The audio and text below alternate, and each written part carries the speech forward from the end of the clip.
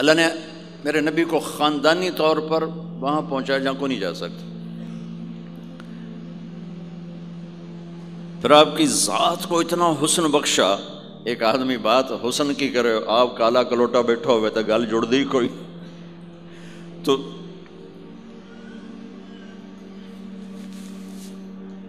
آپ تشریف لے جا رہے تھے ہجرت کر کے، تو راستے میں ایک رابغ ایک جگہ آتی ہے، وہاں بھوک لگی، پیاس لگی، وہ کھانے کا سامان تھا نہیں، تو ایک بڑھیا عورت کا خیمہ دیکھا. وہاں پہنچے تو کہا ماں جی کچھ کھانے کو ملے گا؟ انہوں نے کہا بیٹا قحط کا زمانہ ہے، کچھ نہیں ہے. تو ایک مریل بکری کھڑی تھی وہاں، بالکل چمڑا تھے ہڈی. ہم نے کہا میں اس سے دودھ نکال لوں؟ ان کا بیٹا یہ تو بن بیاہی بکری ہے اور ماس اس کے اوپر نہیں ہے، یہ کیا دودھ دے گی؟ کب آپ اجازت دو. ان کا لے لے. چونکہ غیر فطری کام ہو رہا تھا تو لہٰذا اس نے آپ کو غور سے دیکھا کہ یہ کون ہے جڑا ایو جی بکری جو دودھ کڈو ہے. لہٰذا آپ کیسے دیکھنے لگی. تو آپ نے بکری کو کھینچا اور اس کے تھنوں کو ہاتھ لگایا، وہ نیچے لٹک گئے اور ایک پورا ڈول دودھ سے بھر دیا. بکری سے یہ گلاس بھی نہیں بھرتا بکری کے دودھ سے، لیکن وہ پورا ڈول بھر دیا. اپنے تینوں ساتھیوں کو پلایا، پھر خود پیا. پھر دوبارہ دودھ نکال کے پورا ڈول بھر کے اس اماں کو دیا، چلے گئے. بکری کی عمر 7 سال ہوتی ہے، 7 سال تک زندہ رہتی ہے، ذبح نہ کریں مر جاتی. یہ بکری 22 برس زندہ رہی اللہ کے نبی کے ہاتھ لگنے کی برکت سے. 22 برس اس بکری نے عمر پائی. جب شام کو اس کا خامد آیا، وہ کہنے لگا اے دودھ کتھو ہے؟ وہ کہنے لگی ایس بکری چو ہو گیا کملی ہو گئی، اتھو دودھ کتھو آ گیا؟ وہ کہ اسے چو آیا ہے. وہ کہ اپنی عقل دا علاج کرو، یہ کتھو آ گیا؟ کہا نہیں، ایک کوئی جادوئی شخصیت والا نوجوان آیا تھا، اس کے ہاتھوں میں کوئی طاقت تھی، اس نے تھنوں کو ہاتھ لگایا اور چشمہ بنا دیا. اچھا کیسا تھا ذرا بتاؤ، سفیلی ذرا دسے نہ کیوں جائے. اب اس نے بتایا کہ میں نے کیا دیکھا، اور وہ کمال کیا اس بڑھیا نے کہ آج تک بڑے بڑے علماء ان الفاظ کا ترجمہ کرتے ہوئے تھک رہے ہیں.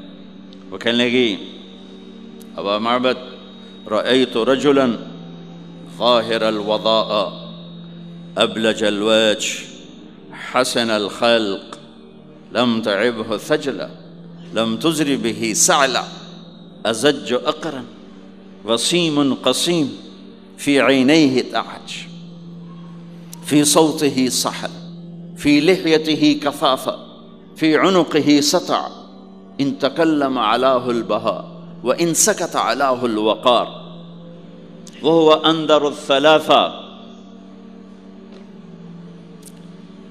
مجھے بھی ہمیشہ اس کے ترجمے میں تھکنا ہی پڑتا ہے، لیکن مجھے اس کی بڑی ایک تعبیر اللہ نے سجائی.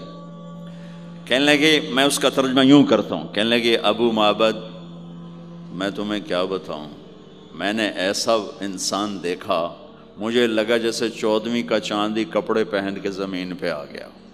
کہ مجھے یوں لگے 14ویں کا چاندی زمین پہ کپڑے پہن کے اتر آیا. کیا حسن تھا، کیا جمال تھا، کیا خوبصورت بھویں تھیں، کیسا ماتھا چوڑا تھا، آنکھیں کیسی حسین تھیں. ادعج اشکل احور اہدب اکہل انجل ابرج. میرے نبی کی آنکھوں کے بارے میں 7 الفاظ آتے ہیں، 7 جو میں نے ابھی دہرائے، اور ان 7 کا ایک ترجمہ ہے کہ کائنات میں ایسی آنکھ اللہ نے کسی کو نہیں عطا فرمائی، ایسی خوبصورت آنکھیں اللہ نے عطا فرمائی آپ کو. آواز میں جادو تھا، آواز میں جادو تھا، آواز دل کو پکڑتی تھی. گردن لمبی خوبصورت، چہرہ 14ویں کے چاند کی طرح چمکتا تھا، اور براق الثنایا، دانت ایسے خوبصورت تھے، مسکراتے تھے تو دانتوں سے نور نکلتا دکھائی دیتا تھا، جب بولتے تھے تو نور چھا جاتا تھا. چپ ہوتے تھے وقار چھا جاتا تھا، خوبصورت سیاہ کالے بال تھے، نیم گھنگریالے بال تھے، پیٹ نہیں نکلا ہوا تھا، بال نہیں اڑے ہوئے تھے، سیدھا وجود تھا، سیدھا۔ کتنے ہمارے معاشرے کے لوگ ہیں، آپ سجے پاسے بیٹھے ہوں پیٹ کھبے پاسے گئے ہوں، پیٹ کھبے پاسے ہوں آپ سجے پاسے ہوں۔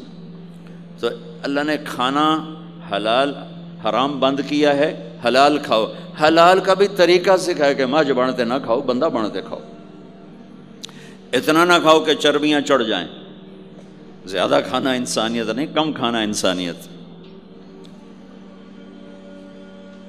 بیچ میں بات آگے کہہ رہا ہوں، میرے نبی نے کہا سب سے بدترین برتن جسے انسان بھرتا ہے اس کا پیٹ ہے، سب سے بدترین برتن جسے انسان بھرتا ہے اس کا پیٹ ہے۔ اور اگر تم نے کھانا ہی ہے اور تم کہتے ہو نہیں میں نے کھانا ہی ہے، تو 3 حصے کرو، ایک غذا کے لیے، ایک پانی کے لیے اور ایک ہوا کے لیے، ایک حصہ چھوڑو، ساری زندگی بیماری نہیں آئے گی۔ لیکن یہاں تک کھانے کے بعد پھر ڈاکٹروں کی چاندی نہیں ہوگی تو اور کیا ہوگا؟ جب تک یہ بیکریاں ہیں، یہ کولڈ ڈرنکس ہیں اور یہ فاسٹ فوڈز ہیں، صحت مند کوئی نہیں ہوگا۔ بھوکے رہنے میں اللہ نے صحت رکھی، کھا کھا کے تباہی پھیر دیتے۔ میٹھا کھانے سے شوگر نہیں ہو رہی، زیادہ کھانے سے شوگر ہو رہی، دبا کے کھانے سے شوگر ہو رہی۔ اللہ میرے نبی نے کھانے کا طریقہ بھی بتایا، کھانے کی چیزیں بھی بتائیں، کھانے کا طریقہ بھی بتایا، کھانے کے آداب بھی بتائے۔ کہنے لگی 2 لفظ جو دنیا میں کسی انسان کے لیے استعمال نہیں ہوئے، میں نے آخر میں چھوڑ دے۔ کہنے لگی ابو معبد، میں جب اس کو دیکھتی تھی نا تو میرے دیکھنے کی طلب اور بڑھ جاتی تھی، پھر جب دیکھتی تھی طلب اور بڑھ جاتی تھی۔ وہ جب تک کھڑے رہے میری آنکھ نہیں بھری۔ وسیم وسیم وسیم۔ ابو معبد میں جدھر سے دیکھتی تھی حسن ان کا غلام تھا، ہاتھ جوڑ کے کھڑا تھا۔ قسیم قسیم، قسیم اسے کہتے ہیں جس کو چاروں طرف سے حسن و جمال نے گھیرا ہوا ہو، اور وسیم اسے کہتے ہیں جس کو دیکھ کے نہ دل بھرے نہ آنکھ بھرے۔ دنیا کا ہر حسن تھوڑی دیر دیکھنے کے بعد خوبصورتی ختم، کشش ختم۔ ایک ہستی کائنات میں آئی ہے میرے اور آپ کا نبی، جن کو جتنا دیکھا جاتا تھا دیکھنے کا شوق بڑھتا تھا۔ ام عائشہ بیٹھی کپڑا سی رہی تھی، سوئی گر گئی، تھوڑا سا اندھیرا نظر نہیں آ رہی، ہمارے نبی کمرے میں انٹر ہوئے تو آپ کے چہرے کے نور سے سوئی چمکنے لگی تو آپ نے سوئی کو اٹھایا ہے۔ یہ میرے نبی کا ظاہر ہے جو اللہ نے اتنا خوبصورت کر کے بنایا۔ پھر یہیں ہمیں زندگی کی خوبصورتی بھی ملی کہ زندگی خوبصورت ہو۔ زندگی خوبصورت ہوتی ہے رویوں کے ساتھ۔ پہلا رشتہ خامند اور بیوی ہے، پھر اولاد ہے، پھر آگے رشتے بنتے ہیں، ماں باپ ہیں، یہ سارے رشتے یہ اس زندگی سے بنتے ہیں جو میرے نبی ہمیں سکھا کر گئے۔ آپ بطور چونکہ آپ نے باپ تو دیکھا نہیں، ماں کو دیکھا ہے، اور ماں کے ساتھ زیادہ عرصہ نہیں رہے، صرف 6 سال رہے ہیں، تو ماں کے ساتھ کیا ہونا چاہیے؟ ماں کے ساتھ سلوک ہوگا تو ماں دعا دے گی نا۔ باپ کی خدمت کرو گے تو باپ دعا دے گا نا۔ آنکھوں میں آنکھیں ڈال کے بات کرو گے تو زندگی، باپ کو تو نیند نہیں آئے گی، ماں کو تو نیند نہیں آئے گی۔ ماں باپ میں سلوک و اولاد لڑ کے بیٹھی ہو تو ماں باپ کو تو نیند نہیں آئے گی۔ بیوی بدتمیزی سے بات کرے تو خامند کے نیند اڑ جائے گی، خامند بدتمیزی کرے تو بیوی کی نیند اڑ جائے گی۔ تو یہ کہاں سے زندگی ملے گی؟ میرے نبی کے دروازے پر جاؤ، وہاں پتہ چلے گا کہ زندگی کیسے گزاری ہے۔ تو آپ نے اپنی اس تمنا کا اظہار کیا، کاش میری ماں زندہ ہوتی تو میں اس کی ایسی خدمت کرتا۔ میں عشاء کی نماز کے مصلی پہ کھڑا ہو کر ہاتھ باندھے سورۃ فاتحہ پڑھ رہا تھا، الحمدللہ رب العالمین۔ ادھر سے میرے گھر سے آواز آتی، محمد، میری ماں مجھے پکارتی محمد، تو میں نماز توڑ کے کہتا لبیک یا اماں، ماں جی میں حاضر ہوں، ماں جی میں حاضر ہوں۔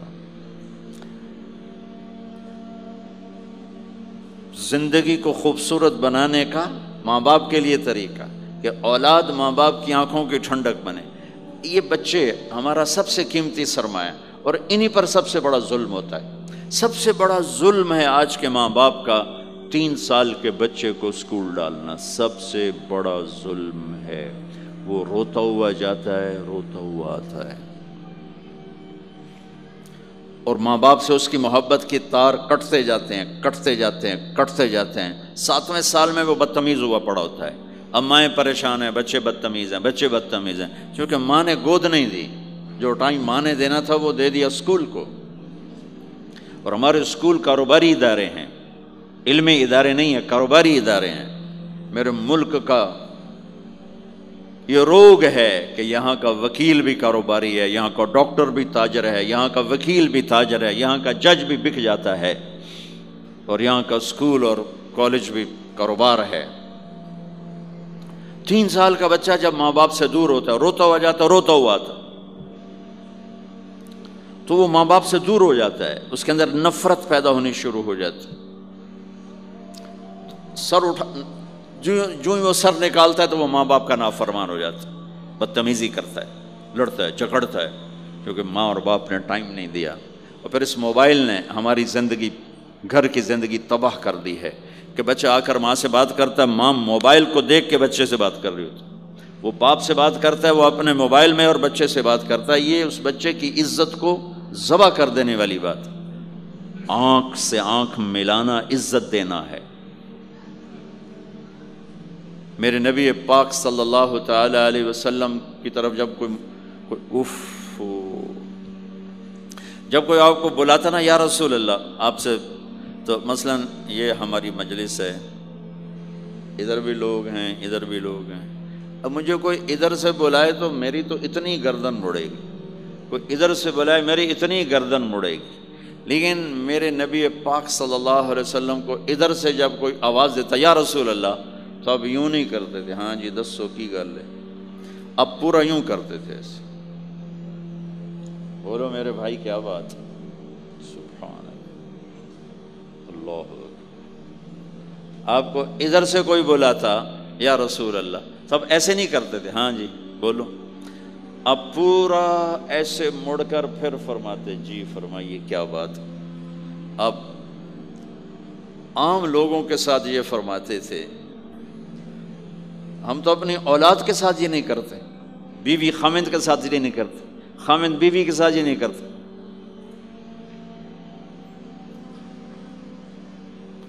تو وہ ایک گیپ پیدا ہو جاتا ہے، ایک فاصلہ پیدا ہو جاتا ہے. تو میرے نبی نے بتایا کہ ماں باپ کے ساتھ کیا کرنا ہے. کہ میری ماں ہوتی تو میں نماز ہی توڑ دیتا اس کے لیے. حج کا سفر 70,000 کا مجمع تقریباً جمع ہو چکا ہے ابوا پہنچتے پہنچتے، اور آپ ایک دم اونٹنی کا رخ موڑو پہاڑوں میں چلے گئے. میری زندگی سفروں میں گزری ہے، ان میں خوبصورت ترین سفر میرا وہ ہے جو میں نے حضرت اماں آمنہ کی قبر پہ حاضری تھی. پہاڑوں کے اندر آپ اندر تشریف لے گئے، مجمع بھی ساتھ ہو گیا، کدھر جا رہے ہیں، اونٹنی کو بٹھایا. پہاڑ ہے کچھ 40-50 فٹ اونچا، اس کے اوپر قدرتی ایسے ایک پلین بنا ہوا ہے جیسے اللہ نے پہلے سے سنبھال کے رکھا ہوا تھا. اب تو انہوں نے قبر کا نشان مٹا دیا ہے. تو ماں کی قبر کے سرہانے تشریف لے گئے اور گھٹنے اٹھائے، ہاتھ یہاں رکھے اور سر گھٹنوں میں دیا ایسے. یہ پوزیشن ہے چھوٹے بچے کے رونے کی. جب وہ رونا چاہتا ہے تو پھر اپنے پاؤں اٹھا کر یوں کر دیتے. پھر اس کے بعد آپ ایک معصوم بچے کی طرح روئے، اور اتنا روئے کہ آپ کی ساری داڑھی آنسوں سے تر ہو گئی، آپ کا احرام تر ہو گیا، اور اپریل کی دھوپ تھی. اور آپ نے فرمایا میں آج رات یہیں قیام کروں گا. میں وہاں گیا ہوں، وہاں 2 آدمی نہیں ٹھہر سکتے. میرے نبی نے کہا میں یہیں ٹھہروں گا. آگے کوئی 6-7 میل دور انتظام تھا حاجیوں کے اس قافلے کے ٹھہرنے کا. کچھ لوگ چلے گئے ہوں گے، لیکن آپ نے وہ رات اپنی ماں کے سرہانے گزاری۔ اور میں جب وہاں پہنچا تو مجھے چونکہ سیرت پڑھی تھی تو مجھے چشم تصور میں وہ نظر آ رہا تھا، حضرت آمنہ کی عمر صرف 25 برس تھی اور ہارٹ اٹیک ہوا اچانک، بولا نہیں جا رہا، اور اللہ کے نبی ماں کو دیکھ کے گھبرا رہے ہیں کہ کیا ہوا، 6 سال کا بچہ پہلی موت دیکھ رہا ہے، وہ بھی ماں کی۔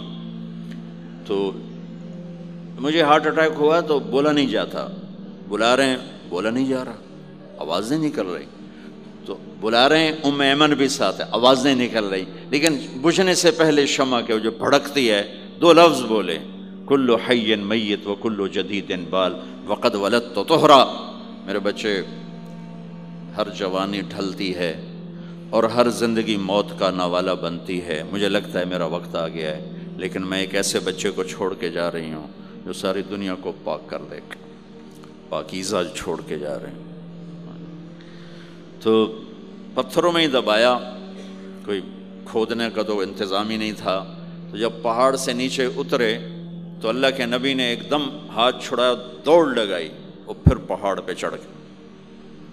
تو ام ایمن آپ کی ماں ہیں، دودھ پلا، 8 عورتوں نے میرے نبی کو دودھ پلا، ان میں ایک ام ایمن بھی۔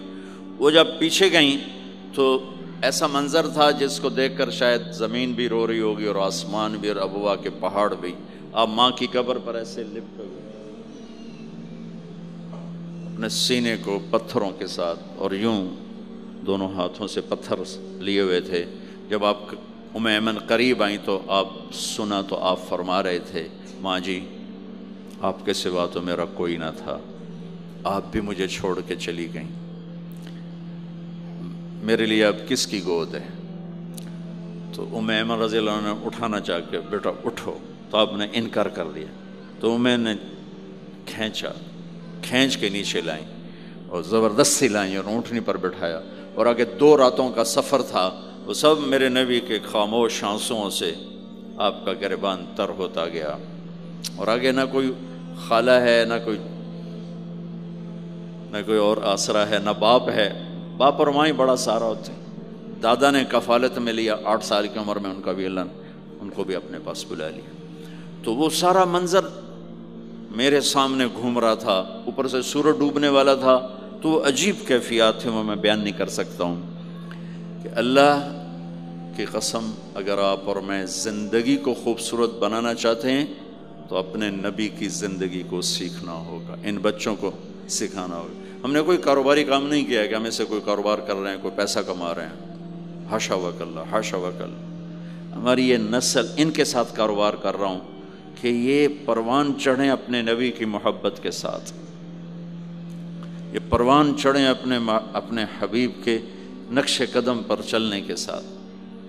ان کے اندر اللہ اس کے نبی کی محبت، ہر بچے بچی کے اندر اللہ نے اپنے اور اپنے حبیب کی چپ ڈال دی، اس کو نکالا نہیں جا سکتا۔ میں اس کو ایکٹیویٹ کرنا چاہتا ہوں کہ اللہ کرے ان کے جذبے اللہ کے نبی کے ساتھ جڑ جائیں، پھر ماننا آسان ہو جاتا، پھر اطاعت آسان ہو جاتی۔ جب محبت نہیں ہوتی تو اطاعت نہیں آتی۔ تو میرے بھائی بہنوں، زندگی کی خوبصورتی کا تعلق میرے نبی والے خوبصورت اخلاق کے ساتھ۔ پھر آپ نے بیویوں کے ساتھ کیا سلوک کیا؟ 2 مہینے چولہا نہیں جلتا، 2 مہینے کھانے کو کچھ نہیں ملتا، اور ہر بیگم قربان ہے، فدا ہے۔ 2 مہینے جس عورت کے گھر میں چولہا نہ جلے وہ خامند کا کیا حشر کرے گی؟ اور میرے نبی کے گھر میں 2 مہینے چولہا نہیں جل رہا ہے، خود بھی بھوک برداشت کر رہے ہیں، بیگمات بھی بھوک برداشت کر رہے ہیں۔ ایک رات حضرت عائشہ کے ساتھ لیٹے ہوئے تھے ایک ہی چارپائی پر، تو آپ کبھی یوں کروڑ بدلتے کبھی یوں کروڑ بدلتے، پھر ایک دم آگے بڑھے اور چارپائی کی لکڑی کے اوپر ایسے پیڑ کو ٹیک کر نیچے جھک گئے۔ تو عائشہ اٹھ کے بیٹھ گئے، یا رسول اللہ کیا ہوا؟ آپ سیدھے ہو کر فرمایا، عائشہ بھوک بڑی لگی۔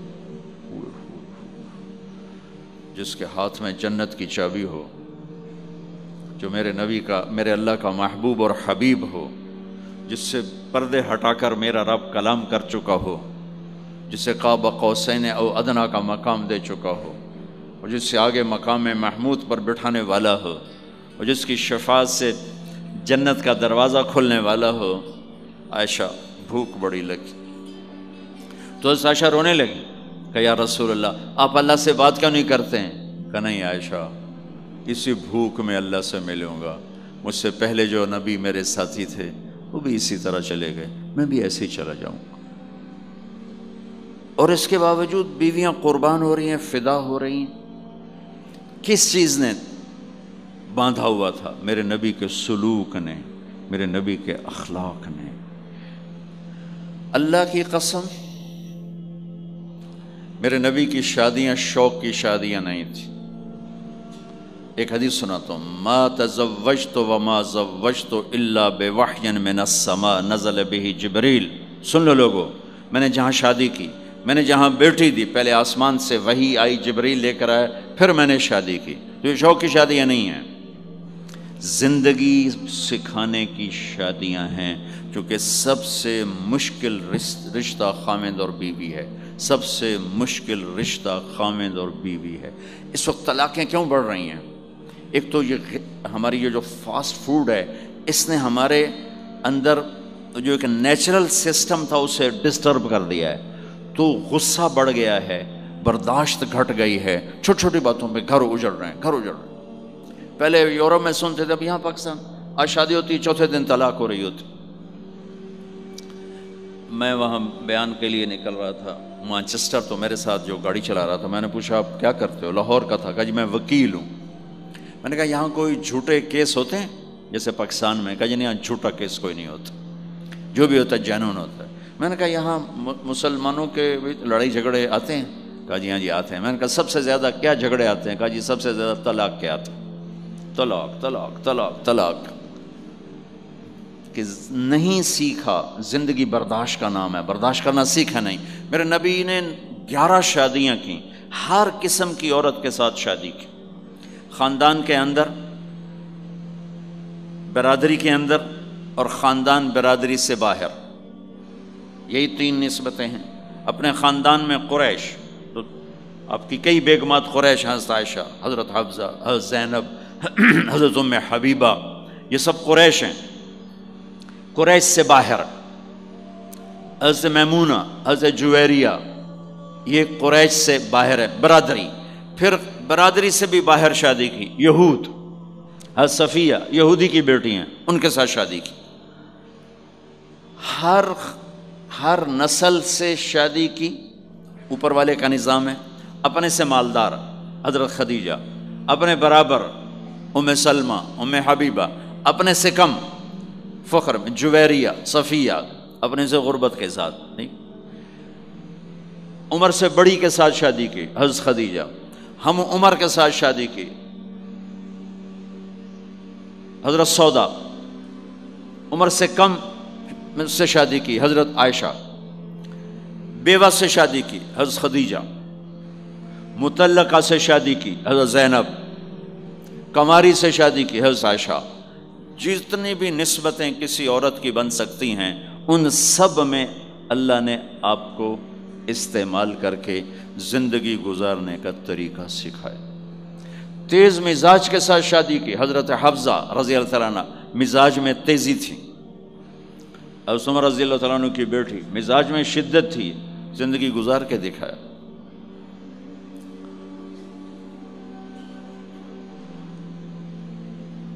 ایک آپ کو حدیث سناتا ہوں، اللہ کی قسم صرف ہمیں سکھانے کے لیے۔ جس ہستی نے اللہ کو آنکھوں سے دیکھ لیا ہو، اس کے لیے عورت کیا چیز ہے، دنیا کیا چیز ہے۔ میرے نبی کا معراج کے بعد دنیا میں واپس آنا سب سے بڑا مجاہدہ اور قربانی ہے۔ جنت میں اللہ ہمیں نصیب کر، جب اللہ کا دیدار ہوگا تو اس کے بعد اللہ کی قسم جنت والوں کو جنت بھول جائے، عورتوں کو خامد بھول جائیں گے، خامدوں کو بیویاں بھول جائیں گی، اور جنت کی ہر نعمت بھول جائے گی، صرف اللہ کو دیکھنے میں گم ہو جائیں گے۔ اور میرے نبی اپنی آنکھوں سے اللہ کو دیکھ کر آئے ہیں، ٹھیک ہو گیا۔ اب ایک حدیث سنو کہ عائشہ مجھے جب سے پتہ چلا ہے نا کہ تو جنت میں میری بیوی ہے، تو میرے لیے تو مرنا ہی آسان ہو گیا ہے۔ اللہ اکبر۔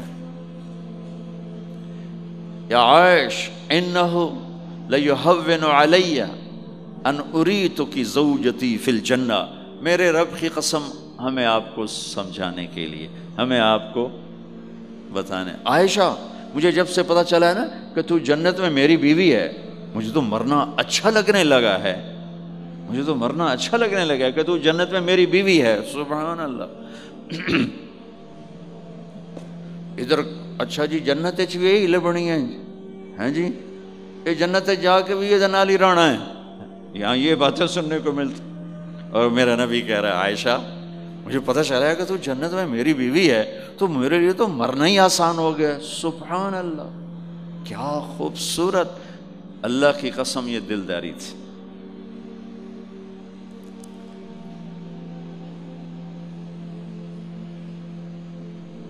سب سے مشکل رشتہ خامند اور بیوی ہے، سینکڑوں آیات اس کے لیے اللہ نے اتاری، ماں باپ کے لیے چند آیات، اولاد کے لیے چند آیات، بہن بھائیوں کے لیے چند آیات ہے، خامند اور بیوی کے لیے قرآن پڑھا ہے، پوری سورت اتاری ہے، اور سینکڑوں آیات اتاری، چونکہ ایک اس رشتے کی اہمیت، ایک اس کی نزاکت اور کمزوری کہ کوئی رشتہ ٹوٹتا نہیں سوائے خامند اور بیوی کے۔ میں ماں کا بیٹا ہوں، باپ کا بیٹا ہوں، اچھا ہوں یا برا ہوں، انہی کا ہوں، میرا نسب میری نافرمانی سے بدل نہیں سکتا، میں اللہ بخش کا بیٹا ہوں، میرا یہ نسب بدل نہیں سکتا، اچھا ہوں یا برا ہوں، اللہ ان کی قبر روشن کرے۔ خامند اور بیوی کا رشتہ ایک بول پہ ٹوٹ جاتا ہے، ایک بول پہ ٹوٹ جاتا ہے، اس لیے اس کو بچانے کے لیے آیات آیات آیات، اور میرے نبی کی شادیاں کہ کس طرح ایک گھر کو لے کے چلتے ہیں، کس طرح ہر مزاج کی عورت کے ساتھ سلوک کرتے ہیں۔ جہاد کا سفر، کاروباری سفر نہیں، میرے نبی کا، اور چلنے لگے، اعلان ہوا کوچ کرو، سب نے سواریاں کس لیں، سامان کس لیا، یوں چلنے کا حکم ہو رہا ہے، اور حضرت عائشہ رضی اللہ نے اپنا یوں دیکھا، اونٹنی پہ بیٹھ گئی تھیں، ہار کوئی نہیں، یا رسول اللہ میرا تو ہار کوئی نہیں، میرا ہار گم ہو گیا ہے، میرا ہار تلاش کریں ہم پھر چلیں گے۔ تو میرے نبی کہتے تو وڈی آئی نواب زادی، میں جہاد تے بہ جانا تینوں ہار دی پائے گی، چل اگو لگ۔ میرے نبی نے کہا چلو بھائی عائشہ کا ہار تلاش کرو۔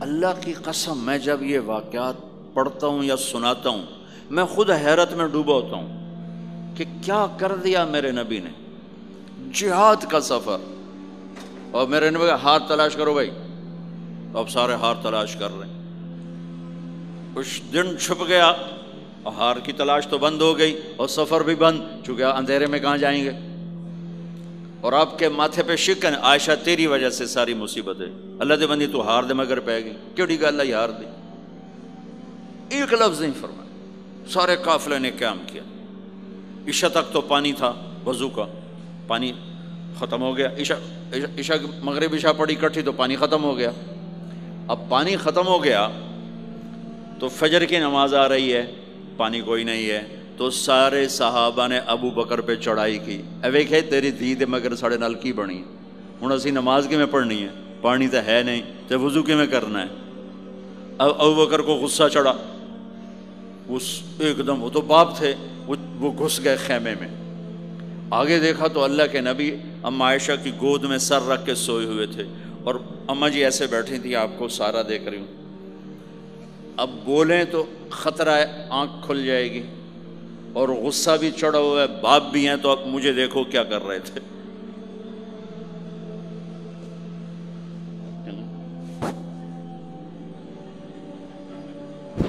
تیرے جو پھر یوں ماری زور سے انگلی بیٹی کی نا یہاں، پہلے یوں کرتے پھر ایسے ماری زور سے، وہ کہنے کہ میں ایسے سخت ہو گئی تاکہ میں ایسے نہ ہوں کہ اگر میں تھوڑا حرکت کی تو اللہ کے نبی کی آنکھ کھل جائے گی، تو ماری گیا ٹھا ٹھا ٹھا، وہ منہ سے کہہ رہا، اور وہ ایسا کر کے بیٹھی چمک، غصے میں باہر چلے گئے۔ اب آپ کی آنکھ کھلی فجر پر، تو عائشہ نے کہا یا رسول اللہ وہ تو باہر تو بڑا مسئلہ ہو گیا ہے، پانی کوئی نہیں ہے اور نماز کا وقت ہو گیا ہے، وضو کیسے کریں؟ سبحان اللہ، اللہ نے قانون بدل دیا، دنیا میں پہلی دفعہ ہونے لگا ہے۔ 1,24,000 نبی آئے، پانی نہ علی وضو ہو سکتا ہے، اس کے علاوہ نہیں ہو سکتا۔ میرے اللہ نے قرآن اتارا فَإِن لَّمْ تَجِدُوا مَاءً فَتَيَمَّمُوا صَعِيدًا طَيِّبًا فَامْسَحُوا بِوُجُوهِكُمْ وَأَيْدِيكُمْ مِنْهُ۔ اچھا میرے بندو، پانی مک گیا ہے، چلو مٹی چاہتے منہ تے مارو تے دوئی چاہتے ہتھاں تے مارو تے تمہارا وضو ہو گیا، چلو تیمم کرو اور نماز پڑھو۔ اب وہ جو سارے ابو بکر پہ غصے ہو رہے تھے نا، اما عائشہ کہنے لگے واہ ابو بکر بھائی تیرے طفیل کی کم بن گیا، تیری دھی دے طفیل کی کم بن گیا۔ تو اسید بن حذیر پہلے ذرا زیادہ گرم ہوئے تھے، تو وہی ابو بکر تیرے گھر کی یہ پہلی برکت نہیں ہے، پہلے بھی بہت شمار برکتیں تیرے گھر کی طفیل امت کو ملی ہیں۔ تو اللہ نے تیمم کی آیت اتار دی، حضرت عائشہ کو ڈانٹ پلانے کی آیت نہیں آئی کہ میرے نبی تیری بیگم کے ہار کی وجہ سے میرے دین کا کام رک گیا اور میرے بندوں کی نماز خراب ہو گئی اور ان کو پانی سے محروم ہونا پڑا۔ میں قربان جاؤں اپنے رب پر، اپنے حبیب پر، اس ماں عائشہ پر، دنیا کی واحد عورت ہے جس کے سینے پر سر رکھ کر کسی نبی نے جان دی ہو۔ 1,24,000 نبیوں میں سے کوئی نہیں ہے جس کا سر بیگم کے سینے اور ٹھوڑی کے درمیان ہو اور اس کی جان اللہ نے نکالی ہو۔ واحد میرے آپ کے مات فی سحری و نحری، سحری و نحری، سحری و کہ میرے چونکہ آپ ایسے بیٹھے تھی اور حبیب پاک آپ کے سینے پر یوں دراز تھے، نیم دراز اس طرح، اور آپ کا سر مبارک ٹھوڑی کے ساتھ لگ رہا تھا، ٹھوڑی کے ساتھ یہ جگہ یہاں لگ رہی تھی اور باقی یہاں تھی آپ اس طرح۔ اور واحد خاتون ہے جن کا حجرہ کسی نبی کی آرام گاہ بنا، ابدی آرام گاہ بنا، واحد اما عائشہ ہیں جن کے حجرے کو اللہ نے کسی نبی کے آرام گاہ بنایا۔ اور یہ واحد حجرہ ہے جہاں 70,000 فرشتہ صبح آ کے درود و سلام پڑھتا ہے اور شام تک پڑھتا ہے، اور شام کو 70,000 نیا آتا ہے اور صبح تک درود و سلام پڑھتا ہے اور واپس چلا جاتا ہے۔ کائنات اللہ جب مسلمان دنیا سے مٹ جائیں گے، مسجد نبوی مٹ جائے گی، بیت اللہ مٹ جائے گا، مدینے کی ایک اینٹ باقی نہیں بچے گی، مکہ کتنے بڑی بڑی بلڈنگیں، ایک اینٹ باقی نہیں بچے گی، اور وہاں سے گزرتے ہوئے لوگ کہیں گے لگتا ہے اتنے کدی آبادی ہوئے گی، ایتھے لگتا ہے کدی آبادی ہوئے گی۔ یہ زبانوں پہ ہوگا جب سارے نشان مٹ جائیں گے، اس وقت بھی 70,000 فرشتہ آ کے درود و سلام صبح سے شام تک پڑھے گا اور شام سے صبح تک پڑھے گا۔ یہ واحد میں خاتون ہیں عائشہ بنت ابی بکر جن کو اللہ نے یہ عزت بخشی، اور یہ واحد خاتون ہیں جب ان کے اوپر تہمت لگی، حضرت یوسف علیہ السلام پہ تہمت لگی تو بچے نے گواہی دی، حضرت مریم پہ تہمت لگی بیٹے نے گواہی دی، اور اما عائشہ پہ تہمت لگی تو اللہ نے گواہی دی کہ میں گواہ ہوں، اللہ گواہ بن کے آئے۔ تو اللہ نے کہا تیمم کرو بھائی، سارے خوش ہو گئے، سارے خوش ہو گئے۔ تو حضرت عائشہ نے کہا یا رسول اللہ اب میرا ہار چھوڑ دیں، اب چلیں۔ تب آپ نے کہا چلو بھائی کوچ کرو۔ اس سے زیادہ کوئی دلداری کا واقعہ پیش کر سکتا ہے؟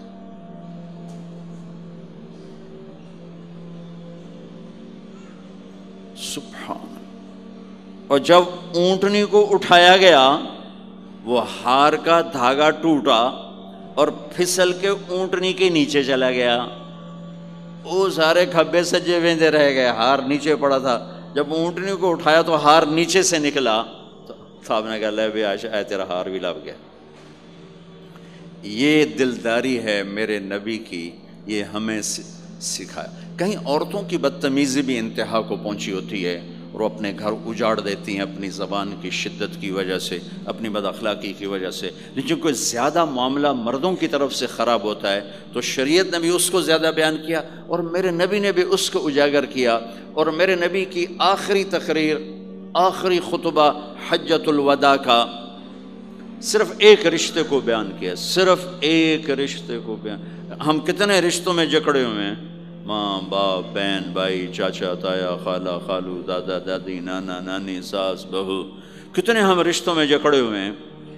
میرے نبی نے صرف ایک رشتے کا حق بیان کیا، استوصوا بالنساء خیرا، میں تمہیں تمہاری بیویوں کے بارے میں وصیت کر رہا ہوں ان کے ساتھ اچھا سلوک کرنا۔ صرف ایک رشتے کو بیان فرمایا، چونکہ یہ بنیادی رشتہ ہے، یہاں سے خاندان بنتا ہے۔ جب یہ ٹوٹ جاتا ہے اور ہمارا جوائنٹ فیملی سسٹم ہے تو کہیں ساس توڑ رہی ہے، کہیں سسر توڑ رہا ہے، کہیں نندیں توڑ رہی ہیں، کہیں خود خامد اپنی بے وقوفی کی وجہ سے توڑ رہا ہے، کہیں بیوی اپنی حماقت کی وجہ سے اس رشتے کو توڑ رہی ہے۔ ایک عورت آئی، ایک لڑکی آئی، یا رسول اللہ میری شادی ہونے لگی، میرے خامد کا کیا حق ہے میرے اوپر؟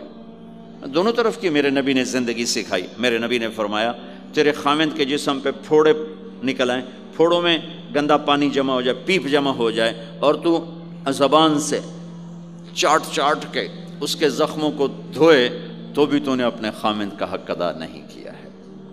دوسرا، لائف کو بیلنس کیا میرے نبی نے کہ ایک گھر کیسے چلتا ہے اور کس طرح خوبصورت بنتا ہے، وہ میرے نبی کے اخلاق ہیں۔ آپ سب سے ایک بات کرتا ہوں، برداشت کرنا سیکھ لیں، زندگی خوبصورت ہو جائے۔ صرف سارے اخلاق کو میں جمع کروں ایک لفظ میں، برداشت، اور اس کو شریعت میں صبر۔ صبر کرنا سیکھ لیں، زندگی خوبصورت ہو جائے گی۔ بچیاں ساس کی شکایت کر رہی ہوتی ہیں، کبھی خامند کی شکایت کر رہی ہوتی ہیں، کبھی اولاد ماں باپ کی شکایت کر رہی ہوتی ہے، کبھی اولاد ماں باپ کی شکایت کر رہے ہوتے ہیں۔ شکایتوں سے جہان بھرا پڑا ہے۔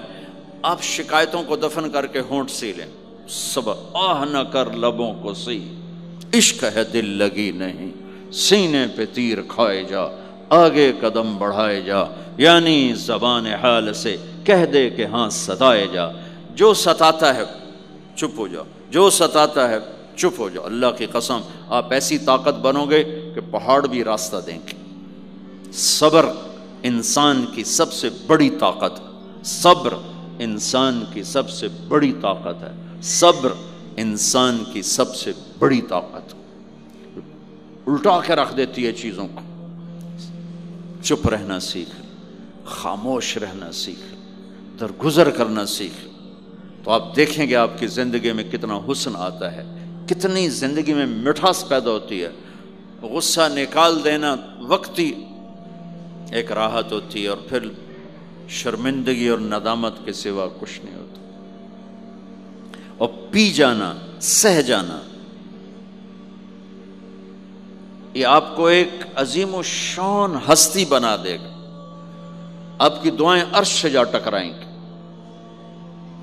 چپ رہنا ان بچوں کو سکھائیں، خاص طور پر اپنی بیٹیوں کو چپ رہنا سکھائیں کہ میں دکھ سے کہتا ہوں میرے دیس کا سسرالی معاشرہ ظالم ہے، ظالم ہے، ظالم ہے۔ اس میں نہ کوئی نمازی کی قید ہے، نہ بے نمازی کی، نہ دیندار کی، نہ بے دین کی، نہ کسی پردے والے گھر کی، نہ بے پرد گھر کی۔ سسرالی معاشرہ بہت ظالم ہے، بہت ظالم۔ جوائنٹ فیملی سسٹم عذاب بن چکا ہے، عذاب۔ پہلے ایک رحمت تھی یہ کہ سب کو اپنے حقوق حدود کا پتہ تھا، اب کسی کی زندگی میں دخل دینا یہ ہمارے اخلاق بن چکے ہیں، تو ہم اپنی زندگیوں کو خراب کر چکے ہیں، برباد کر چکے ہیں۔ پھر اولاد کے ساتھ کیا کرنا ہے؟ میرے نبی نے حسن حسین کے ساتھ 7 سال گزارے، حسین کے ساتھ 6 سال، حسن کے ساتھ 7 سال علیہم السلام رضی اللہ عنہما۔ 7 سال میں بچہ سمجھدار ہوتا ہے، ایک نصیحت نہیں کی، ایک نصیحت، 7 سال ایک نصیحت نہیں پائیں گے آپ۔ اتنے بڑے نبی، اتنا بڑا انسانیت کا بوجھ، اور روزانہ ٹائم نکال کے بچوں کے پاس آ کر بیٹھتے تھے، ان کے ساتھ کھیلتے تھے، کشتی کرتے تھے، اور بھائیوں کو لائن میں کھڑا کر دیتے تھے۔ تو حضرت جعفر جوانی میں شہید ہو گئے، ان کے بچوں کو، عون، عبداللہ، محمد، ان کے 3 بیٹے تھے، ان کو بھی بلا لیتے اور ایسے ان کو لائن میں کھڑا کر کے پھر ایسے بائیں پھیلا، ہاں بھائی آؤ بھائی مجھے پکڑو، کون ہے جو مجھے پہلے ہاتھ لگائے گا؟ کون ہے جو مجھے پہلے ہاتھ لگائے گا؟ وہ دوڑ لگاتے پانچوں کا پانچوں، کوئی سر پہ چڑھتا، کوئی کمر پہ چڑھتا، کوئی گود میں گرتا، اور میرے نبی بیٹھ کے مسکراتے۔ ایک مجھے بات یاد ہے، صرف ایک یاد، کہ حضرت امام حسن رضی اللہ تعالیٰ عنہ علیہ السلام، انہوں نے صدقے کی کھجور اٹھائی اور منہ میں ڈال لی، صدقے کا آیا تھا مال، تو ایک کھجور اٹھا کے منہ میں، تو ہم کہا بخ بخ بخ، تو ہم نے منہ میں نا انگلی ڈال کے کھجور نکال لی کہ بیٹا ہمارے گھر پہ صدقہ جائز نہیں ہے، اس کو پھینک دو۔ بس یہ ایک بات مجھے اپنے نبی کی زندگی میں ملتی ہے، ٹائم دیا، محبت دی۔ کمال کی بات ہے نہیں، اتنی بڑی ہستی ہو اور بچوں کے لیے گھوڑا بنے کھڑے، آؤ بھائی آؤ بھائی، دونوں ہاتھ بھی ٹیک دیے، گھٹنے بھی ٹیک دے، آؤ بھائی میری کمر پہ چڑھ جاؤ۔ ان کو کمر پہ چڑھایا اور پورے کمرے میں چکر لگا رہے ہیں، چکر لگا رہے ہیں، اور پھر ان سے کہہ رہے ہیں تمہارا اونٹ کیسا؟ اونٹ متیا سواری کو کہتے ہیں، لیکن عام طور پر متیا عربی میں اونٹ کے لیے بولا جاتا۔ تو پوچھتے بچوں تمہاری سواری کیسی ہے؟ پھر دونوں بھائیوں کو اتار دیتے اور نواسی حضرت زینب ان کو اٹھاتے اور اپنی کمر پہ بٹھا کر کمرے میں چکر لگا رہے ہیں، چکر لگا رہے ہیں، چکر لگا رہے ہیں۔ یہ مائیں روز ٹھوکی کھلوتے، ایدو تھپڑ، ایدو تھپڑ، ایدو تھپڑ، ایدو تھپڑ۔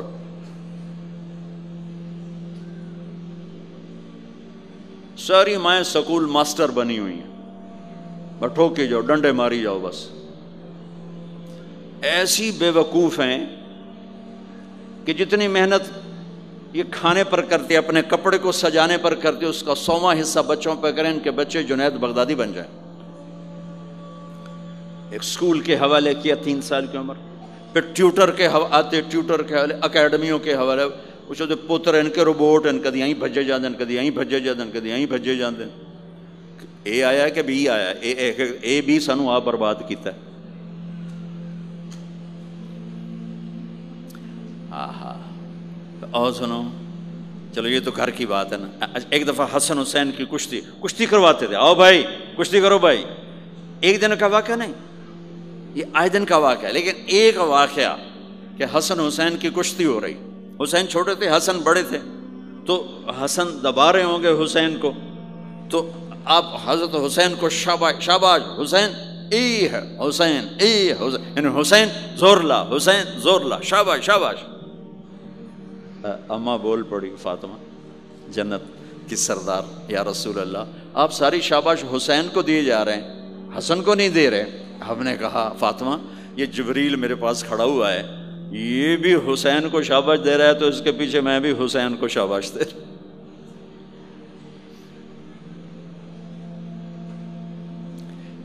اس سے اور عجیب سنو، آپ فرض نماز پڑھا رہے ہیں، فرض نماز، فرض نماز، نفل نہیں، گھر میں نہیں، مسجد میں، اور آپ سجدے میں گئے اور حسن نے چھلانگ لگائی اور کمر پہ جا کے بیٹھ گئے، اور اینج مندہ کرسی تو ٹھوک کے بیٹھ جاتے۔ میرے نبی نے سجدہ لمبا کر دیا، اتنا لمبا کیا کہ وہ سجدے میں پڑے لوگ سوچنے لگے کہ کہیں اللہ کا نبی فوت تو نہیں ہو گیا۔ تو جو سامنے والی صف تھی انہوں نے یوں کر کے دیکھا، پچھلوں کو تو نظر نہیں آنا، انہوں نے اینج کر کے دیکھا تو دیکھا تو حسن سجدے اوپر چڑھے ہوئے، تو ایک صحابی جو قریب تھے انہوں نے ایسے ہاتھ آگے بڑھایا اتارنے کے لیے، تو میرے نبی نے بغلوں سے دیکھا کہ ایک ہاتھ آگے آ رہا ہے، تو آپ نے سجدے میں یوں کیا، میرے بچے کو کچھ نہ کہو، جب تک حسن نہیں اترے آپ سجدے میں پڑے رہے۔ اور ایک اور تماشا ہوتا تھا، چونکہ اب نماز لمبی پڑھاتے تھے، لمبی ہوتی تھی نماز، تو آپ ذرا پاؤں کا فاصلہ ہے تو حسن ادھر بیٹھتے، حسین ادھر بیٹھتے، نماز میں میرے رب کی قسم سنا رہا ہوں۔ اب یہ دونوں کی آپس میں نا وہ شروع ہو جاتی، وہ ادھر وہ ادھر، پہلے حسن پار کرتے تو حسین ادھر آ جاتے، پھر حسین ادھر جاتے تو حسن یوں آ جاتے، پورے قیام میں یہ دونوں بھائی یوں یوں کرتے رہتے تھے، یوں، وہ ادھر وہ ادھر، وہ ادھر وہ ادھر، سبحان اللہ، نماز ہو رہی۔ اس سے عجیب سنو، آپ نے اپنی بیٹی حضرت زینب آپ کی بڑی بیٹی زینب، ان کی بیٹی امامہ کو ظہر یا عصر کی نماز پڑھا رہے ہیں، کہاں بٹھایا ہوا ہے؟ میں پہلے بیان کرتا ہوں، یہاں بٹھایا ہوا ہے علی یدہ، لیکن میں نے اب چند دن پہلے حدیث پڑھی، یہاں نہیں بٹھایا، یہاں نہیں بٹھایا، یہاں بٹھایا ہوا تھا، یہاں کندھے پر بٹھایا ہوا تھا، یہاں علی عاتقہ، اس کو عاتق کہتے ہیں، اور نماز پڑھا رہے تھے۔ جب آپ رکوع میں جانے لگے تو یہاں سے پکڑا اور آرام سے اس کو ساتھ بٹھایا، پھر رکوع کیا، قومہ کیا، سجدہ کیا، سجدے سے جب اٹھے تو پھر امامہ کو اٹھا کر کندھے پہ بٹھا کے پھر نماز شروع کر دی۔ 4 رکعتاں میرے نبی انج پڑھائیاں کہ نواسی یہاں بیٹھی ہوئی ہے، صرف زندگی سکھانے کے لیے، صرف زندگی سکھانے کے لیے۔ بچوں کو پیار اتنا دو کہ وہ آپ پہ قربان ہوں، ڈنڈا، سوٹا، تھپڑ، بدتمیزی، ڈانٹ ڈپٹ، یہ دوریاں پیدا کر دیتی۔ بہت چھوٹی عمر میں نے سگریٹ پینے شروع کر دی، کچھ 7-8 سال کی عمر میں نے سگریٹ پینے شروع کر دی۔ گاؤں میں تھے تو کوئی ماحول تو تھا نہیں، تو گھر والوں کو پتہ چل گیا، تو اب مجھے سگریٹ سے روکنے کے لیے سمجھایا جا رہا ہے۔ جی کیسے سمجھایا جا رہا ہے؟ میری ماں نے میرا منہ کھولا نہیں کر کے، تو میرے ماسی نے چمٹا نپے تے وچ انگارا ہے تو این کر ٹھوکاں تیرے منہ وچ، ٹھوکاں تیرے منہ وچ۔ یہ مجھے سگریٹ سے روکا جا رہا ہے۔ جی مجھے منظر نہیں بھولتا، میری ماں نے دونوں ہاتھوں سے میرے جبڑے یوں کھینچے اور میری ماسی نے انگارا چمٹے میں ڈال کر، پاما تیرے منہ وچ، پاما تیرے منہ وچ، پینے گا سگریٹ؟ او میں نہیں پیندا، او میں نہیں پیندا۔ ٹھیک، باہر نکل کر میں نے پہلا کام سگریٹ سلگایا، اور میرے چھوٹے بھائی نے دیکھ لیا میری مصیبت تیر میاں، وہ مجھ سے بھی 2 سال چھوٹا، 5 سال تھا، میں 7 سال اور 5 سال، میں کہتا میری شکایت لاوے گا، میں کہا تلی تلی دیا میں نے سگریٹ اس کے منہ میں لگایا، تو بھی پی میں بھی پینا، تاکہ میری شکایت نہ لگائے۔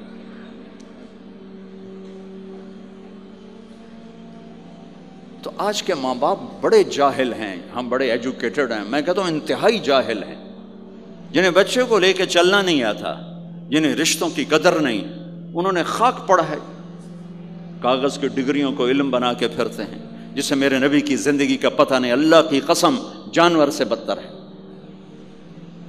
جاہل ترین ہے، جسے اپنے آقا کی زندگی کی خبر نہیں۔ حضرت حسن آپ کے پیٹ پر بیٹھے ہوئے ہیں، آپ ان کے ساتھ کھیل رہے ہیں، اچانک حسن نے پیشاب شروع کر دیا، مجھے یاد نہیں، میرے بچے بچیاں ماشاءاللہ، میں نے ان کو اٹھایا ہوا تھا اور مجھے پیشاب محسوس ہوا تو میں نے اسے بیٹھے رہنے دیا ہو، مجھے یاد، میں اسی وقت پیچھے یا منجی تے سٹے یا ہیٹھاں سٹے پیشاب اتنے کرتا الو جائے نہیں۔ ٹھیک، میرے نبی پاک صلی اللہ علیہ وسلم کے نواسے حسن آپ کے پیٹ پر بیٹھے تھے، پیٹ ننگا تھا، تو آپ ان کے ساتھ کھیل رہے تھے تو انہیں پیشاب شروع کر دیا۔ میرے نبی ایسے بے حس و حرکت ہو کہ کہیں بچے میری حرکت سے بچے کا پیشاب نہ رک جائے، تو آپ ایسے ہو گئے، تو پورا پیشاب کیا اور آپ ہلے نہیں۔ جب وہ پیشاب سے فارغ ہوئے پھر آپ اٹھے اور بچے کو الگ بٹھا کر اپنے جسم پہ پانی ڈال کے اپنے آپ کو صاف کر کے تو آگے دوبارہ ان کے ساتھ کھیلنا شروع کر دیا۔ میں آپ کو اپنی نبی کی وہ زندگی بتا رہا ہوں جس کو اپنانے سے میری زندگی بھی خوبصورت ہو جائے گی، آپ کی بھی۔ ہم فخر سے کہتے ہیں ہمارے نبی نے چاند کے 2 ٹکڑے کر دیے، معراج پہ آسمان چیر کے چلے گئے، یہ بہت بڑے معجزات ہیں، لیکن میرے نبی کا سب سے بڑا معجزہ ہے کہ ہمیں ایک خوبصورت زندگی سکھا کر گئے۔ آپ کے اخلاق، میرے نبی کے اخلاق میرے نبی کا سب سے بڑا معجزہ ہے۔ حسن کو آگے بٹھایا ہوا تھا رضی اللہ عنہ علیہم السلام، تو ان کو ایسے زبان دکھاتے حسن کو، تو حسن اس کو پکڑنے کی کوشش کرتے، جو ایسے ہاتھ مارتے تو آپ زبان منہ میں کرتے، اچھا وہ ہنس پڑتے، بچہ ہنس پڑتا، تو پھر اس کے بعد آپ یوں کرتے، تو پھر حسن آگے ہاتھ مارتے، پھر آپ زبان منہ میں کر لیتے، پھر وہ کرتے ہنستے، پھر آپ چپ ہو جاتے۔ کتنی دیر آپ حسن کے ساتھ یہ کھیل کھیلتے رہے۔ آپ گلی میں گزر رہے ہیں، بچے کھیل رہے تھے، بچوں میں حسین کھیل رہے تھے، تو آپ نے کہا پکڑو بھائی حسین کو، پکڑو بھائی، تو وہ آگے بھاگے، تو آپ پیچھے جان بوجھ کے جیسے ہم کرتے ہیں وجعل الصبی یلعب ہا ہونا وہا ہونا، جب وہ ادھر جاتے تو آپ آگے ہو جاتے، وہ ادھر آتے آپ ادھر ہو جاتے، پوری گلی یہ تماشا دیکھ رہی ہے، اور حسین کبھی آگے بھاگ رہے کبھی پیچھے بھاگ رہے، اور آپ جان بوجھ کے اس کو پکڑ نہیں رہے، ہاں اب پکڑو بھائی، پکڑو بھائی، پکڑو بھائی، اور وہ بڑے ہنس رہے ہیں کہ آج میرا نانا تو میں نے نپ ہی نہیں سکتا۔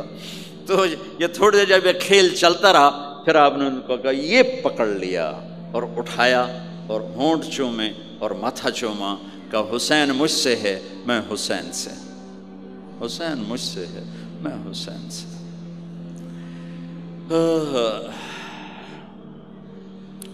میرے بھائی بہنوں عزیزو، اسلام ہی تو خوبصورت زندگی سکھاتا ہے، وہی ہم نے بھلا دیا۔ کپڑے کیسے ہوں، ٹائی کیسی ہو، کوٹ کیسا ہو، گاڑی کیسی ہو، کھانا کیسا ہو، لباس کیسا ہو، سواری کیسی ہو، گھر کیسا ہو، ڈرائنگ روم کیسا ہو، میچنگ کیسے ہو، بھلا اس کو زندگی تھوڑا ہی کہتے۔ تو آپ سب سے کہتا ہوں کہ اپنے نبی کی زندگی اور سیرت کو پڑھیں، اس کو سیکھیں۔ یہ تبلیغ کا کام ایک عملی محنت ہے، سیکھنے۔ ان بچوں پر محنت کر رہے ہیں کہ اللہ کرے یہ پروان چڑھے تو ان کے اندر اللہ اس کے رسول کا پیار ہو، تو پھر یہ خود ہی چلنا شروع کریں گے۔ یہ میں نے سیرت کی چند جھلکیاں، چونکہ آپ پوری فیملیز بیٹھی ہوئی ہیں، اور فیملیز کے رشتوں میں ماں کا رشتہ، باپ کا رشتہ، بیوی کا رشتہ، خاوند کا رشتہ، اولاد کا رشتہ، یہ چند بڑے رشتے ہیں، اسی کو میں نے آپ کے سامنے پیش کر دیا ہے کہ اس کو سیکھنا پڑتا ہے، اس کے لیے اپنے ذات سے لڑنا پڑتا ہے، تب جا کر زندگی میں حسن اور کمال پیدا ہوتا ہے۔ میری بات یاد رکھیے گا، کبھی زندگی کو خوبصورتی چیزوں سے نہیں ملتی، زندگی کی خوبصورتی میرے نبی والے پیارے اخلاق کے ساتھ۔ جس کو یہ مل گئے اس کے گھر میں 14ویں کا چاند ہر وقت چمکے گا، اور نصف النہار کا سورج ہر وقت چمکے گا۔ جس کے اخلاق بگڑ گئے ان کی دن بھی رات بن جائیں گے اور رات بھی رات بن جائے گی۔ اللہ اس نسل کو آپ کی آنکھوں اور ہماری آنکھوں کی ٹھنڈک بنائے، اور ایسے ہماری اس محنت کو قبول فرمائے۔